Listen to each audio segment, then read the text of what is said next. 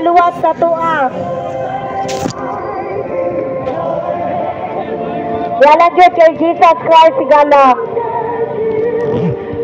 Busagin na encourage na ko ang tanan. Kaya kamay-kamay na po ang coronavirus sa tuang lugar.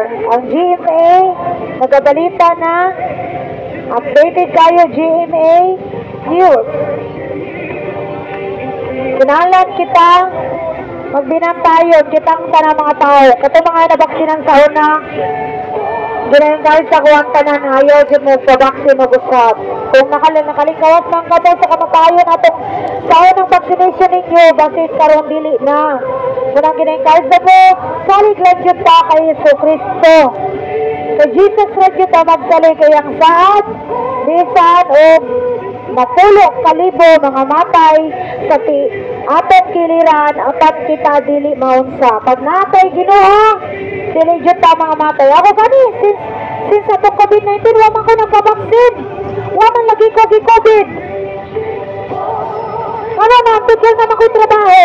Ito mo nagsalig ko sa Ginoo. Ang dali naman ko nagpa-vaccine sa mga tao. Hadlok na ka gutomon, hadlok na wad ang trabaho.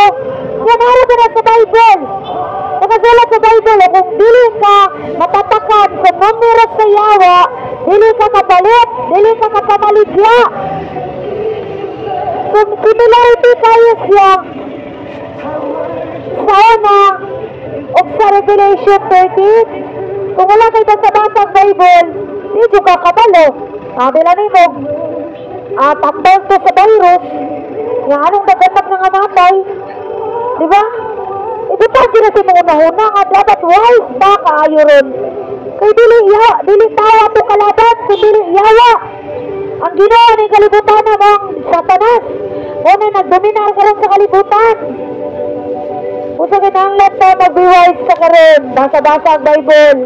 Pagtaboy ka pa, pagbasa ang Bible. Ayora sige, tuslok sa mong cellphone. Muna, nahito na lang, ignorante sa tulong sa Ginoo kay walay basa-basa ang Bible. Basa-basa ang Bible para makadalo mo, unsa taagiha nga ang tao matatakan sa numero nga 666. Kaya ganang 666, pangalan na sa tao. Kung yun na ng computer, di dyan ta makasabot, ana. Pero kanang numero nga 666, ang gingon dito, kung wala kayo numero nga 666, dili ka kapamalit, dili ka kapamaligya, dili ka kalakaw-lakaw. Similarity kayo atong COVID-19, di ba? Similar kayo. Kaya nanapoy mga putay nga coronavirus, nana sa Thailand, Singapore, Hong Kong, China. Ay, coronavirus dito, red flag kayo dito, makahanap ko lang. Kanya, kaya sana sa China lang gani, kusana ni Kalipag, abot ang Pilipinas ang coronavirus, mandatory nag-mask, mandatory nag-injection. Ayaw dyan magsugot nga mag-pa-inject good, ayaw dyan magsugot nga ma-injikan mo corona vaccination nga coronavirus, ayaw dyan magpa-vaccine.